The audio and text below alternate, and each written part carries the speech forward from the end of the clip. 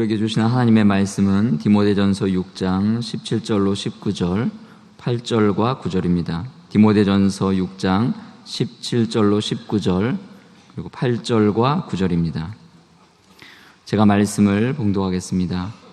네가 이 시대에서 부한 자들을 명하여 마음을 높이지 말고 정함이 없는 재물에 소망을 두지 말고 오직 우리에게 모든 것을 후히 주사 누리게 하시는 하나님께 두며 선을 행하고 선한 사업을 많이 하고 나누어 주기를 좋아하며 너그러운 자가 되게 하라.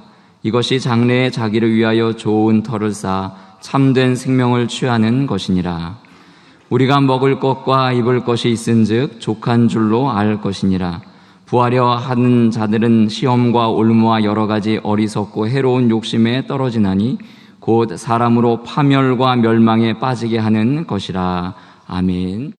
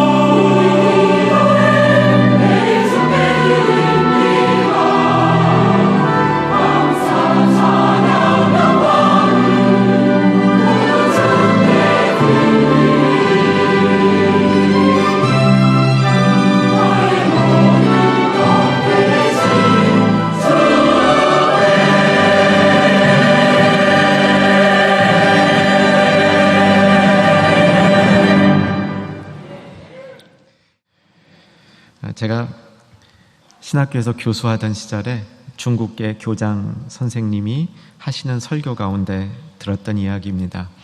미국 동남부 지역의 옛날에 1960년대 작은 마을에 어떤 큰 부자가 살았답니다. 그 당시에 그런 지역은 거의 다 예수 믿는 사람들, 교회 공동체가 곧 사회 공동체였습니다. 이 부자는 그 지역, 그 마을에서는 누구가 봐도 가장 큰 부자라는 것을 이견을 제시할 수 없을 정도로 압도적인 부자였는데, 어느 날 밤에 꿈에 하나님이 나타나서 이틀 있으면 이 마을에서 제일 큰 부자를 내가 데려가겠다, 이렇게 말씀하셨답니다. 이 부자가 그날 이후로부터 너무 마음이 힘들었지만 또 주님 앞에 가야 되니까 여러 가지 준비를 하면서 이틀을 나름 착하게 보냈는데 3일째 되는 날 눈이 떠진 겁니다. 죽을 줄 알았는데 눈이 떠진 겁니다. 이게 웬일인가 하고 알아봤더니 그 마을에 돌아가신 분이 한 분 계셨는데 그 마을 교회 목사님이 돌아가셨답니다. 실제인지 아닌지는 잘 모르겠습니다. 그러나 이 이야기가 주는 메시지는 분명합니다. 하나님 나라 관점에서 보면 그 마을의 제일 큰 부자는 돈이 세상적으로 많은 사람이 아니었다는 것이죠. 다른 의미의 부자가 있다는 것을 가르쳐주는 평범한 이야기이지만 의미 있는 이야기입니다. 자, 본문으로 돌아와서 17절 시작 부분을 봐주시면 내가 이 세대에서 부한 자들을 명하여, 언뜻 보면 부한 자들이 이 세상 속에서 부하니까 이들은 세상적인 부자다 이렇게 보일 수 있지만 의미를 찬찬히 찾아보면 그런 뜻이 아니고 이 세대 안에서 진짜 부한 사람에게 명하, 돈 얘기하고 있는 게 아니라는 겁니다. 다른 관점에서 이 세대 가운데 진짜 부한 사람들 누구였습니까? 저와 여러분 같은 사람들 맞습니까? 저와 여러분 같이 정말 하나님의 것으로 풍요한 사람들에게 명령을 주는 겁니다. 오늘 말씀은 지난 두 주 전 또 지난주 말씀하고 깊게 관련이 있습니다. 그래서 2주 전에 봤던 말씀 오늘 본문에도 삽입시켜 놨는데 6장 9절 말씀을 한번 돌아가 주시고 6장 9절 말씀 보시면 부하려 하는 자들은 이렇게 돼 있죠. 시험과 올무와 여러 가지 어리석고 해로운 욕심에 떨어지나니 곧 멸망에 이른다, 이 가르침인데 부하려 하는 이 자들은 세속적으로 부하려 하는 자들이죠. 따라서 9절에서 말하는 부하려 하는 자들과 17절에서 말하는 이 세대의 부한 자들은 반대되는 개념입니다. 서로 대조되는 개념이라는 거죠. 2주 전 말씀 한번 우리 잠깐 되짚어 보겠는데 들으시다 보면 새록새록 기억이 날 것입니다. 다른 교훈, 상한 교훈과 바른 교훈이 전투를 벌이고 있다. 영적 전투라 말씀드렸고요. 이 전투는 전면전이 아니라 대표 선수끼리 싸우는 전투다. 상한 교훈의 대표 선수 누굽니까? 교로 시작하는 교만. 바른 교훈의 대표 선수 누굽니까? 경으로 시작하는 경건. 이 둘이 앞에서 이제 대표 선수로 싸우는데 그 뒤에 또 숨은 대표 선수들이 있다 그랬습니다. 교만 뒤에 누가 있냐면 부하려는 마음, 세상적으로 부하려는 마음, 그러니까 그냥 그 세상을 즐기려고 살아가려는 마음, 그 마음이 있고요. 경건 뒤에는 어떤 마음이 있었냐면 자족하는 마음, 예수님으로 풍성해지는 마음, 예수님이 중심이 되어 있는 이 마음이 서로 각축 싸움을 벌이는 것이다 말씀을 드렸습니다. 오늘 본문에 이 세대 안에서 진정으로 부하려 하는 사람은 누구냐면 자족하는 사람입니다. 경건한 사람입니다. 그래서 경건한 부자라는 설교 제목을 붙여 보았습니다. 지난주 말씀으로 돌아와 보십시다. 지난주 말씀의 시작은 바울이 디모데에게 너 하나님의 사람아, 너 하나님의 사람아, 그러고 시작하는 거죠. 하나님께 속한 그 디모데, 너야말로 진정한 이 시대 안에 있지만 하나님의 것으로 풍족한 사람이다 라고 가르쳐 주고 있는 것이죠. 여러분, 이 세대 안에서 진정한 부자 되기가 어렵습니다. 왜냐하면 이 세대가 워낙 물질적으로 타락되어 있어서 그렇습니다. 이거는 실화인데 필리핀에 한때 바퀴벌레가 굉장히 많았답니다. 정부가 이 바퀴벌레를 어떻게 통제할까 고민하다가 내놓은 방법 중에 하나가 바퀴벌레를 한 마리 잡으면 우리 돈으로 대략 100원씩 준다고 그랬답니다. 여러분 잡으시겠습니까? 잡는 사람들이 제법 있었습니다. 하루 100마리 잡으면 10,000원 생기니까 열심히 바퀴벌레를 잡아서 바퀴벌레 수가 급속도로 줄어들었는데 그러다 보니까 어느 시점 가서 줄지가 않고 오히려 바퀴벌레가 더 많아졌답니다. 바퀴벌레가 어떻게 더 많아졌나 보니까 바퀴벌레를 생산하는 공장을 만들어가지고 바퀴벌레를 이렇게 막 어떻게든 이렇게 막 번식시켜가지고 그걸 내놓고 또 그걸 그렇게 했대요. 이 세대 사람들이 참 보통 사람들이 아닙니다.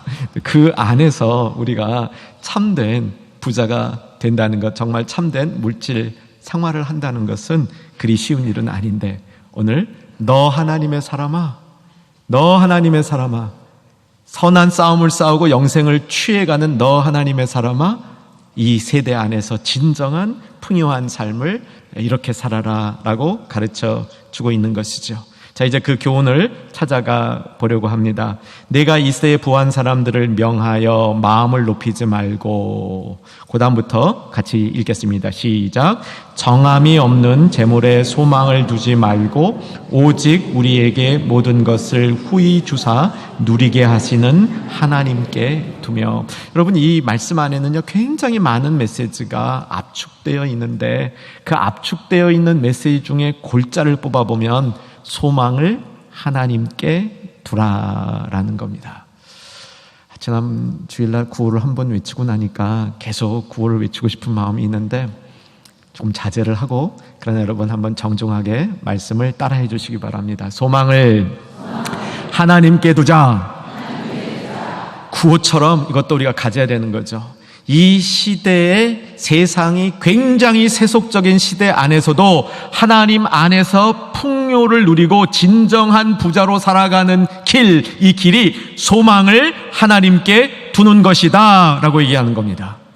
소망을 하나님께 둔다는 말이 무엇일까요? 저는 소망을 이렇게 정의합니다. 저는 소망은 미래에 있을 일이 현재로 들어와서 현재가 그 미래를 향하여 나가도록 이끌어주는 것, 이게 소망이라고 믿습니다. 그러니까 소망은 미래 일인데 그것이 현재 내 삶을 붙들어서 그쪽으로 이끌어가니까 소망을 하나님께 둔 사람들은 방황하지 않은 겁니다. 왔다 갔다 하지 않은 겁니다. 하나님을 향하여 곧바로 나갈 수 있는 그런 능력을 소망이 주는 거죠. 성경이 세 가지 덕을 가르쳐주는 대표적인 덕이 있는데, 믿음, 소망, 사랑이죠. 믿음, 소망, 사랑. 근데 이거를 삼형제 혹은 세 자매에게 비유해보면 대체로 이렇습니다. 큰 애는요 믿음직스럽습니다. 셋째는요, 막내는요 사랑스럽습니다. 둘째는요 이것저것 아니에요. 그래서 이 삼형제나 세 자매 중에 가운데 있으면 조금 소외당합니다. 이 세 가지 이 덕도, 믿음, 소망, 사랑도요, 우리 한국교회에서 보면 소망이가 조금 소외당하고 있는 것 같아요. 우리 소망이 소외당하지 않도록 회복시킬 그런 이 때라고 생각합니다. 왜냐하면 이 시대는 믿음과 사랑이 굉장히 많이 외쳐져 있습니다. 그래서 교회 안에 믿음, 사랑 이거 많이 아는데 실제로 믿음은 상실되었고 사랑은 왜곡되었습니다. 소망 안에 소망이 있는 것 같아요. 소망이 풍성해지는 저와 여러분 되기를 주님의 이름으로 축원합니다. 자, 그래서 바른 삶, 정말 디모데 전서의 결론을 내려가는 바른 교훈이 이끄는 삶의 또 하나의 모습으로 소망을 하나님께 두는 사람, 이 사람이 너 하나님의 사람아. 나 하나님의 사람은 소망을 하나님께 두고 살아갑니다. 이런 마음에 소망 두시기를 바랍니다.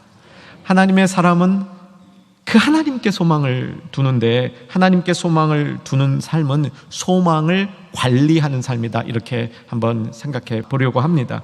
소망을 관리해야 된다. 이건 뭐냐면 소망 두는 장소가 하나님인데, 그 소망을 하나님께 두는 것, 이것은 사실 관심을 하나님께 두는 것하고 비슷합니다. 관심을 어디다 두느냐? 재물에다 둘 것이냐, 하나님께 둘 것이냐, 하나님 아닌 것에 둘 것이냐, 하나님께 둘 것이냐. 하나님께 둔 사람을, 소망을 하나님께 둔 사람이다, 이렇게 설명하는 것이죠. 사람은 잘 변하지 않습니다. 제 목회 그 결론인데요, 사람은 쉽게 변하지 않습니다. 그래서 목회하는 게 어렵습니다. 변해야 되는데, 말씀이 들어오고 말씀이 우리 삶에 담아지면 좀 변해야 되는데 우리의 변화는 굉장히 더딥니다. 그리고 잘 일어나지 않는 것 같아요. 그런데 어떤 사람에게 변화가 일어날 때 그 사람을 관찰해 보면 그 사람의 관심이 바뀌는 걸 봅니다. 전에 굉장히 관심이 있던 일에 관심이 없어지는 거예요. 하나님이 우리에게 변화를 줄 때 그런 일이 생기는 거죠. 먹는데 굉장히 관심이 있었는데 그 관심이 어느 순간에 없어지니까 화려하게 자기를 꾸미는데 관심이 많았는데 그게 어느 순간에 없어지는 거예요. 그러니까 관심이 없어지면요, 그 관련된 일로, 전에 관심 갖던 일로 마음 쓰던 게 싹 없어져요. 그 마음 쓸 때는 그게 상처가 되던 게요, 마음 쓰지 않게 되면 전혀 상처가 안 돼요. 이 관심의 변화가 사람을 변화시키는 건데, 그래서 하나님께서 우리를 변화시킬 때 소망을 하나님께 두면 우리의 관심이 하나님께 가고, 그게 소망이 되어질 때 내가 그동안에 나에게 참 관심거리로 인하여 내 마음 끓고 내 마음 상하고 내 마음 어둡던 그 부분들이 싹 없어지는 경험을 하게 되는 거죠. 사랑하는 여러분, 하나님께 소망을 두면서 소망의 관심이 세상 관심 없애는 역사 일어나기를 주 안에서 소망합니다. 관심이 있어야 돼요. 현대인들의 또 하나 문제는 관심이 너무 없는 겁니다. 우리 주님 말씀하신 대로 피리를 불어도 춤도 안 추고 애곡을 하여도 울지 않는 그런 세대가 이 시대에 무관심한 세대가 됐는데, 우리의 관심이 회복되어지되 그 관심이 바른 관심으로 바뀌어져야 하는 것이죠. 자, 다시 한번 오늘 본문은 우리의 관심이 어디 있는가 얘기합니다. 우리의 소망이 어디에 있는가 얘기합니다. 정함 없는 재물에 있는가, 세상 것에 있는가, 하나님께 있는가를 얘기합니다. 여러분, 정함 없는 재물 어떻게 느껴집니까? 정함이 없다, 재물이 정함이 없다. 언젠가 말씀드린 것처럼 재물은 이 세대, 우리가 이 세대 안에 사는 동안만 유익함으로 다음 세대 갈 때 아무런 유익을 주지 못한다. 그래서 정함이 없다, 이렇게 볼 수 있습니다. 한 번 더 기억해 보시면, 불교에서 말하는 대로 이 세상 것은 다음 세상으로 못 가져가는 단절 때문에 재물이 소망이 없다, 그 뜻이 아니라 하나님 나라에 재물 간다 하더라도 아무짝에 쓸모없다 그랬습니다. 거기 가면 훨씬 더 좋은 거 투성이기 때문에 이 세상에서 좋다는 재물 가져가 봐야 거기 가면 누더기 쓰레기밖에 안 된다는 거죠. 단절이 아니라 더 좋은 게 있기 때문에 이 세상에 좋다고 생각하던 것들이 정함이 없다는 거죠. 또 어떤 분들은 재물이라는 게 있다가도 없고 없다가도 있기 때문에 그게 정함이 없다, 이렇게 보시는 분도 있을 거예요. 그 말도 세상의 원리상은 맞는데, 정함이 없다라는 이 원어를 생각해 보면 어떤 뜻이냐면, 바울이 고린도 전서 9장 26절에서 이런 말을 하죠. 다름질하기를 향방 없는 사람처럼 하지 아니하고, 향방 없는 사람처럼 다름질하는 모습이 정함이 없는 겁니다. 아마 우리 이런 경험을 해보실 거예요. 급한 일이 있어가지고 내가 그냥 급한 일이 있어서 그 일을 하려고 밖으로 뛰어나갔어요. 무작정 뛰어나갔어. 나갈 때 오른쪽으로 뛸까 왼쪽으로 뛸까 모르겠는 거야. 일단 뛰고 보자 하고 오른쪽으로 뛴 거예요. 가다 보니까 이 방향이 맞나? 아닌 것 같은데? 하고 뒤로 돌아 다시 뛰어가는 거예요. 이러고 왔다 갔다 가다 보면 시간 다 가고 힘은 다 빠지고, 이게 방향 없이 다름질하는 모습인데, 우리가 세상에 소망을 두면 이런 모습이라는 겁니다. 이게 좋은 것 같아서 뛰어가 보니까 가면서 마음이 아닌가 하면서 또 갈피를 못 잡고 다른 방향으로 뛰고 갈팡질팡하는 모습이라는 겁니다. 그런데 소망을 하나님께 두면, 소망이란 미래의 일이 현재 안으로 들어와서 나를 미래로 이끌어가는 것, 하나님께로 이끌어가는 것, 이것이 소망이라는 사실이죠. 다시 한번 마음에 결단하시기 바랍니다. 나의 소망을 하나님께 두겠습니다. 이런 마음의 결단이 우리 모두에게 있기를 주 안에서 소망합니다. 자, 다시 한번 17절을 봐주시면, 골자는 소망을 하나님께 두며 이렇게 됐는데, 소망을 하나님께 두며, 아직 17절이 다 안 끝났습니다. 처음부터 읽어보면, 내가 이 세대에서 부한 자들을 명하여 마음을 높이지 말고 정함이 없는 재물에 소망을 두지 말고, 그 다음 오직 우리에게 모든 것을 후히 주사 누리게 하시는 하나님께 두고. 우리 지난주 말씀 한번 복습해 봅니다. 지난주입니다. 너 하나님의 사람아, 바울이 자기의 유산을 물려줄 수 있는 디모데에게 하나님의 사람아 하고 불렀습니다. 그의 일상을 통해서 깨달은 두 가지 해야 될 일을 구호로 외쳤습니다. 선한 싸움을 싸우자, 영생을 취하자, 두 개의 구호를 외쳤습니다. 그런데 이렇게 나가는 방식에 대해서 바울이 뭘 얘기했는지 기억나십니까? 하나님에 대한 고백을 얘기한 거죠. 여러분, 이건요 굉장히 의미 있는 신앙의 모습입니다. 성경은 많은 장소에서 어떻게 하자라고 얘기한 다음에 그것 하는 방법을 구체적으로 이야기하기 전에 뭘 얘기하냐면 그렇게 하기를 원하는 하나님이 어떤 분이시다, 이걸 얘기하는 거예요. 자, 바울이 디모데에게 너 어떤 사람아? 하나님의 사람아 얘기했기 때문에 그 하나님이 어떤 분인지를 설명한 거예요. 세 가지로 말씀드렸죠. 하나님은 주권자시고 왕의 왕이시고 주의 주시다. 그런데 어떤 주권자시냐? 복되시고 유일하신 주권자다. 복되시고 유일하신 주권. 죽지 아니하시고 빛에 거하시는데 그 빛이 너무 강렬해서 사람이 가까이 갈 수 없고 볼 수도 없고 보아서도 안 되는 그 하나님, 존귀 영광 찬송 올려드린다. 이렇게 고백을 했잖아요. 그 신앙 고백 위에 선한 싸움, 영생 취하는 바른 교훈을 붙들고 살아가는 삶, 그 삶이 세워지는 거죠. 자, 그런데 오늘 똑같은 얘기를 하는 겁니다. 몇 절 뒤에서도 이 세대의 진정한 부자들, 바울이 되기를 원하는 사람들, 믿음의 사람들이 이 세대의 진정한 부자들이 되기를 원하는데 이 진정한 부자들은 소망을 하나님께 두는 사람인데 그 하나님이 어떤 하나님이냐 눈여겨보시기 바랍니다. 뭐라고 얘기하냐면 모든 것을 후히 주사 누리게 하시는 하나님. 모든 것을 후히 주사 풍성한 하나님이라는 거예요. 풍성한 하나님. 사랑하는 여러분, 이 풍성함을 꼭 맛보시기를 주 안에서 간절히 소망합니다. 여러분, 이 풍성함을 맛볼 때 세상 것이 별거 아닌 거예요. 세상에 소망을 두지 않게 된다는 거죠. 근데 이 말씀하고 비슷한 말씀이 한 구절 떠오르시는 분들이 제법 계실 겁니다. 어떤 구절이죠?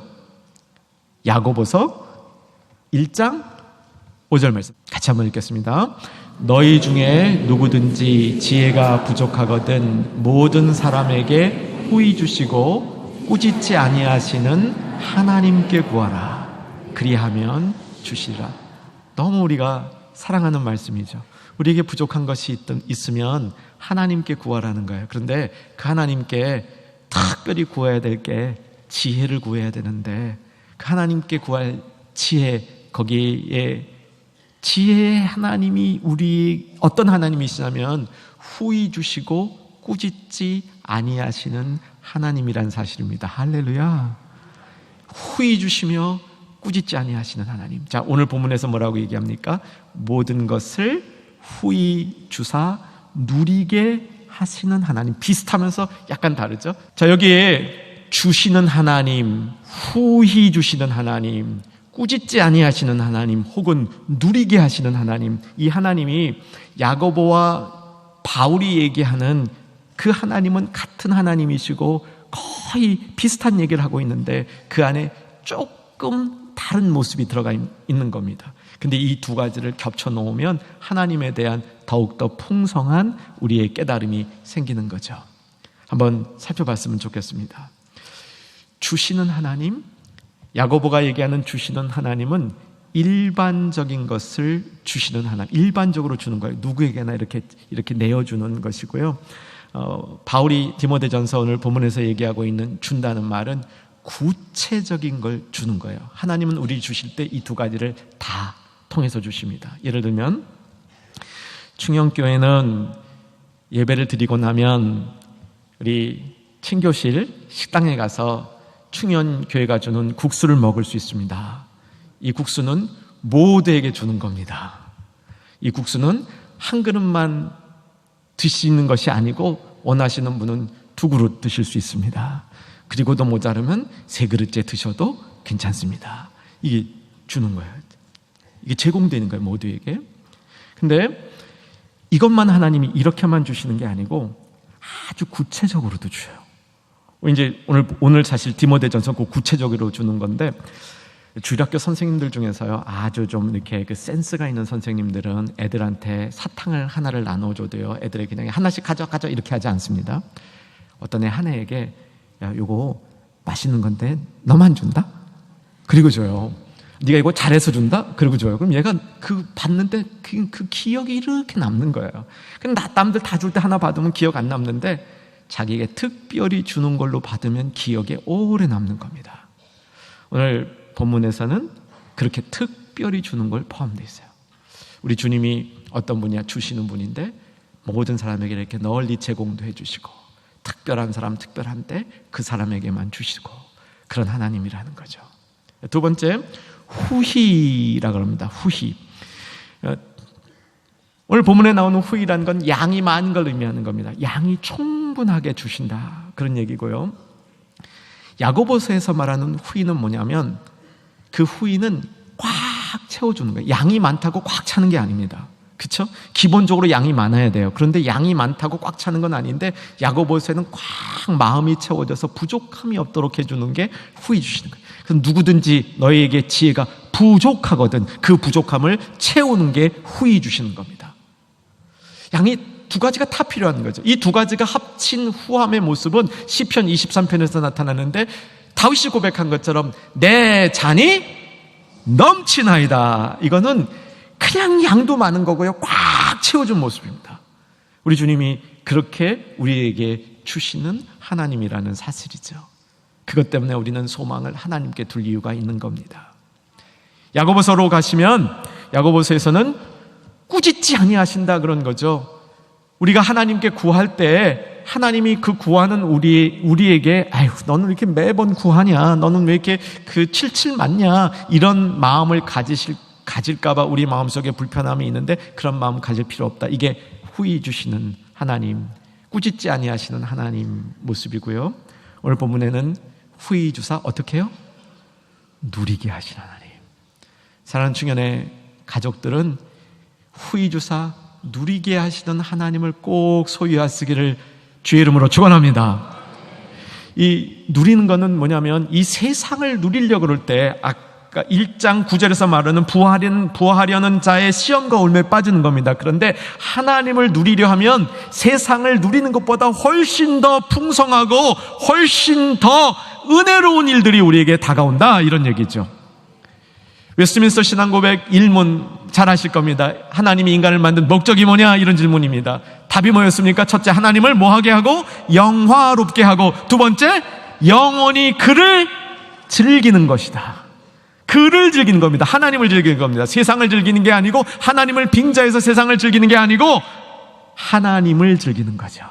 하나님이 주신 것들, 하나님의 공급하시는 것들, 이것을 주 안에서 누리는 그런 특권이 하나님을 믿는 성도들에게 있다는 겁니다. 아마 지난주 순모임에 참석하신 분들은 교제의 말씀이 빌립보서 3장 1절부터 14절까지 표대를 향하여 나가는 말씀이었는데, 그 내용 가운데 사도 바울이 그 전에 자기가 좋던 것, 예수님 만나고 가장 고상한 지식을 만나다 보니까 다 배설물로 여기고 해로운 걸로 여기고 버려야 될 걸로 여겼다, 그렇게 얘기하면서, 그렇게 하는 목적이 버리는 것만이 목적이 아니고 예수 그리스도를 얻고, 예수 그리스도를 얻은 것을 어떻게 표현하냐면, 빌립보서 3장 9절에 잘 들으시면 됩니다. 그 안에서 발견되려 함이니. 예수님을 얻었다는 말이 뭐냐면, 예수님 안에 내가 있다는 사실을 발견하게 되는 겁니다.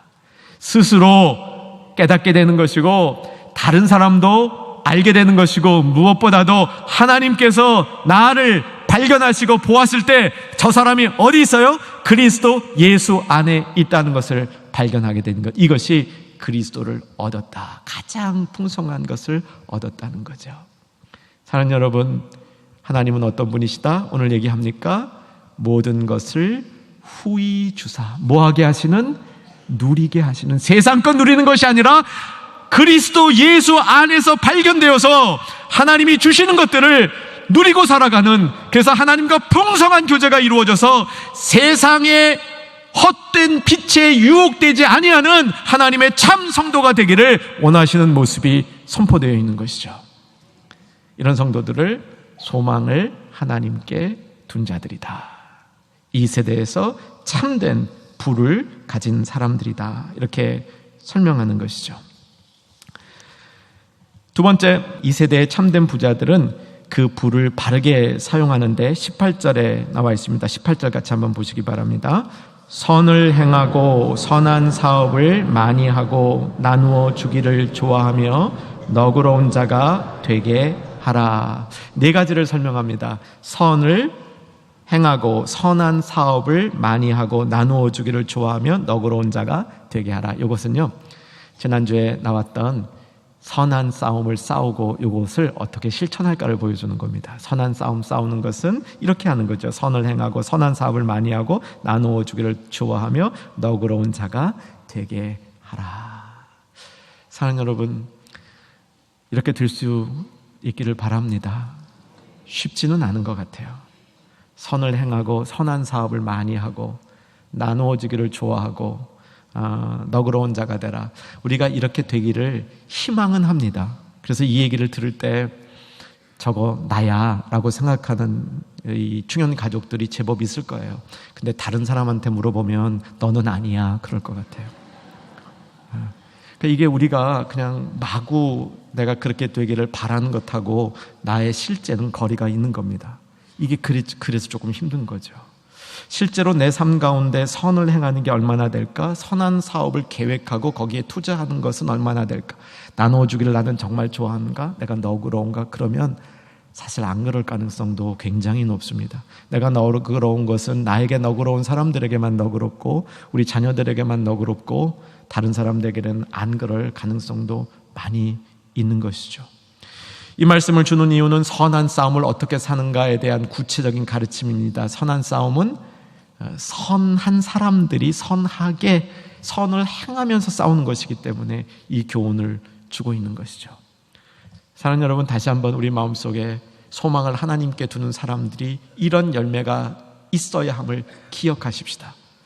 비록 내가 논리적으로만 알고 그렇게 되기를 희망하면서 내 삶이 현재는 이렇게 행하지 못한다고 한다면 이제 소망을 하나님께 두고 하나님께 진정한 소망을 두는 삶을 시작하면서 그 소망을 하나님께 두었을 때 이 삶이 가능해지는 것을 경험하는 저와 여러분이 되기를 바라는 겁니다.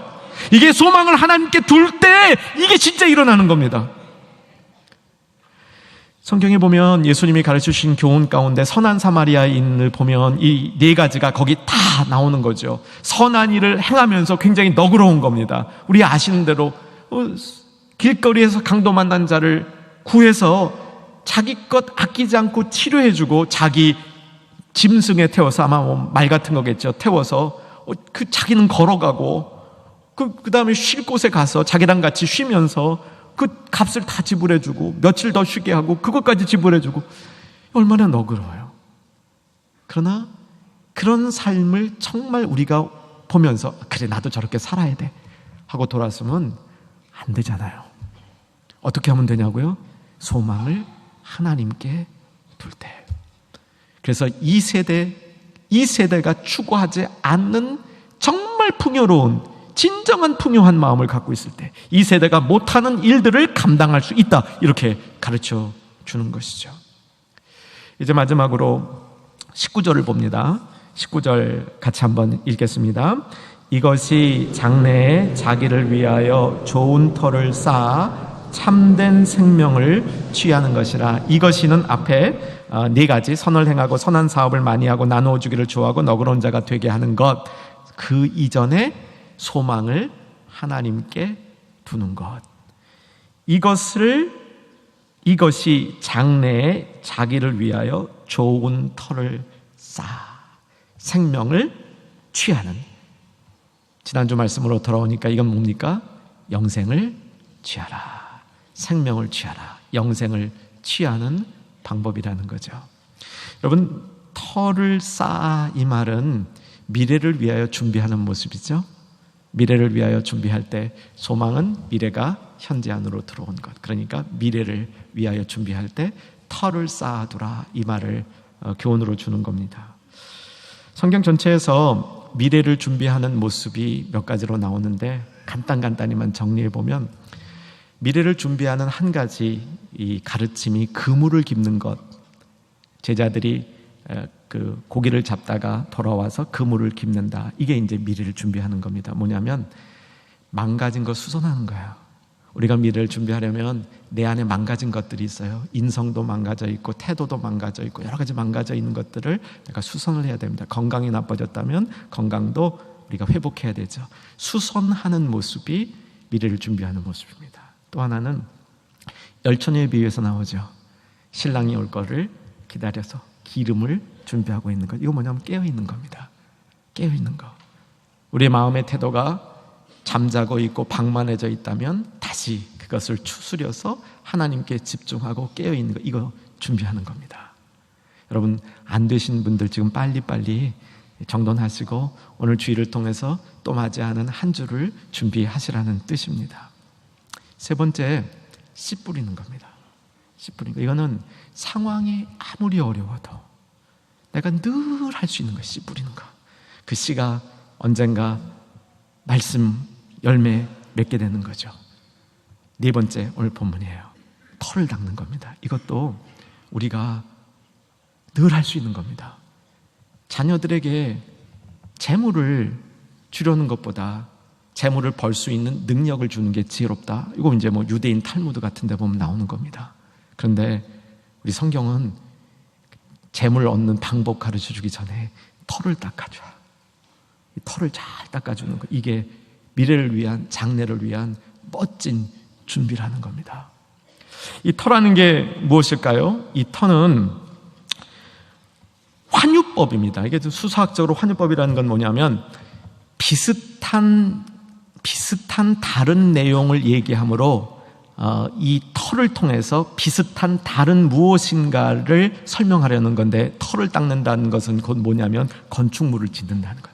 결국은 터가 닦이면요 건축물이 올라간다는 겁니다. 그런데 건물을 지어서 주는 게 아니고 털을 닦아주면 장래에 거기에 건축물이 자연히 생긴다는 겁니다. 여러분, 이게 지혜인 거죠. 다 만들어서 뭘 하는 것이 아니라 털을 닦아 놓으면 그 터 위에 더 좋은 것들이, 더 멋진 것들이, 생각하지도 않은 것들이 그 위에 세워질 수 있는 기회가 열린다는 겁니다. 여러분, 이것이 참 성도들이 해야 될 일이라고 믿습니다. 터라는 게 무엇입니까? 고린도전서 3장 11절, 우리 자막으로 한번 보겠습니다. 고린도전서 3장 11절을 보면 터를 이렇게 설명하고 있습니다. 읽습니다. 이 닦아둔 것 외에 능히 다른데 터를 닦아둘 자가 없으니, 이 터는 터를 예수 그리스도라고 얘기합니다. 한번 이걸 기억해 두시고요. 에베소서 2장 20절로 갑니다. 에베소서 2장 20절 읽겠습니다. 너희는 사도들과 선지자들의 터 위에 세우심을 입은 자라, 그리스도 예수께서 친히 모퉁이 돌이 되지. 조금 달라요. 여기 보니까 예수님은 모퉁이 돌이고 모퉁이 돌 위에 사도들과 선지자들이 터를 닦았답니다. 그게 그 얘기죠. 예수님 때로는 터 밑에 있는 모퉁이 돌로 터 전체가 예수님으로 표현이 되는데, 결국 무엇이냐면 하나님의 말씀, 예수 그리스도의 구원의 사역, 그 위에 성도들이 세워지는 것을 의미하는 겁니다. 여러분, 우리의 사역 중에 우리가 정말 미래를 준비하는 것 중에 하나가 털을 닦는 겁니다. 교회를 위해서 털을 닦아야 됩니다. 다음 세대를 위해서 털을 닦아야 되는 거죠. 내 안에도 털을 닦아야 되는 겁니다. 계속 말씀이, 예수 그리스도가 모퉁이 돌이 되고 그 위에 선지자들과 사도들의 말씀이 터처럼 닦아지면, 내 안에 그 터가 닦이면 하나님께서 역사하실 때 놀라운 성령의 집이 이루어진다는 사실이죠. 이제 말씀을 정리합니다.